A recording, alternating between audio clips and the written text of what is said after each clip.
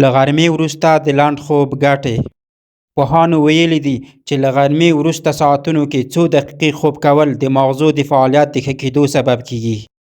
د یوې نوې څېړنې نتیجې ښیي چې تر ډېره د هغو 80 کالو پورته عمر لرونکو د مغزو د شناخت یا تشخیص فعالیت ښه وي چې د ورځې څو دقیقې بیدېږي. دغه څېړنه چې د عمومي روانشناسۍ په ژورنال کې خپره شوې د 2214 کسانو ترمنځ چې عمر یې له 80 کالو پورته و، د هغو فزیکي او روحي سلامتیا او په ځانګړې توګه د دغو کسانو شناختي فعالیتونه د چین په سترو ښارونو کې ارزولي دي چې د دې جملې نه 1540 تنو یې د ورځې لنډ خوب کاوه.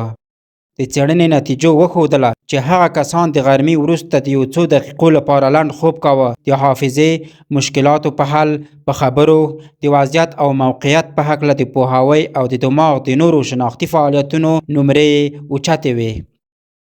ډاکټران وایي له غرمې وروسته لنډ خوب د دې سبب کیږي چې ماغزه د هغو غیر ضروري فکرونو او معلوماتو له منګولو ځان خلاص کړي چې د ورځې په اوږدو کې ورسره مخ کیږي. د غرمې له خوړو وروسته د 1 بجې او 3 بجو ترمنځ د لږ تر لږه 10 دقیقو څخه تر نیم ساعت پورې پرله پسې بیدېدل لنډ خوب یا په اصطلاح پینکی ګڼل کیږي. خو په دغه څېړنه کې نه ده څرګنده شوې چې ګډون کوونکو په اونۍ کې څو ځلې او د ورځې څومره لنډ خوب کاوه. د خوب د چارو کارپوهان وایي هر څومره چې دغه ډول خوب لنډ وي خو لږ تر لږه 10 دقیقې په هماغه اندازه د یو کس د عمومي وضعیت د ښه والي سبب کیږي. خو د دغه ډول خوب اوږدېدل او څو ساعته بیدېدل په خپله د سستۍ او ګنګستیا سبب کیږي.